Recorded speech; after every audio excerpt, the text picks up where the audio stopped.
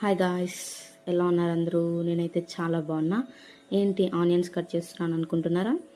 ఈరోజు నేను వచ్చేసి స్ట్రీట్ స్టైల్ ఆనియన్ పకోడాని ఎలా చేయాలో చూపిస్తాను. వచ్చేయండి నాతో పాటు, చూసేయండి ఎలా చేయాలో. ఫస్ట్ దానికైతే ఆనియన్స్ని చూపిస్తున్న విధంగా కట్ చేసుకోవాలి. సన్నగా పొడవుగా స్లైసెస్ లాగా కట్ చేసుకోవాలన్నమాట.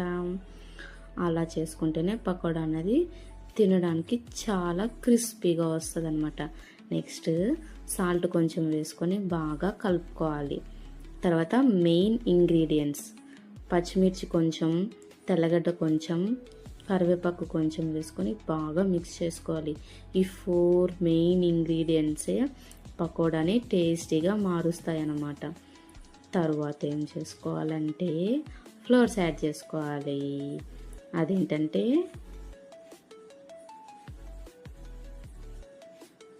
బియ్యపిండి కొంచెం, శనగపిండి కొంచెం, కారపొడి, జీరా వాము అన్నది స్నాక్ ఐటమ్స్లో మెయిన్ ఇంగ్రీడియంట్. వాము for tasting, jeera for digesting. ఈ రెండు అన్నవి చాలా ఇంపార్టెంట్ మెయిన్ ఇంగ్రీడియంట్స్. అలా వేసుకొని బాగా కలుపుకొని కొంచెం కొంచెం వాటర్ వేసుకుంటూ పిండిని కలుపుకోవాలి. గట్టిగా కలుపుకుంటేనే పకోడాస్ అనేవి బాగా వస్తాయి. నీళ్ళగా కలుపుకుంటే టేస్ట్ అస్సలు ఉండదు. తర్వాత ఆయిల్ హీట్ అయిన తర్వాత సిమ్ హీట్లో పెట్టుకొని పకోడాస్ని కుక్ చేసుకోవాలి. అలా కుక్ చేసుకుంటేనే పకోడాస్ బాగా కుక్ అయ్యి క్రిస్పీగా రెడీ అవుతాయి అన్నమాట. అలా వేసుకొని గోల్డెన్ బ్రౌన్ కలర్ వచ్చేంత వరకు ఫ్రై చేసుకోవాలి. అంతే, యమ్మీ యమ్మీ పకోడాస్ రెడీ.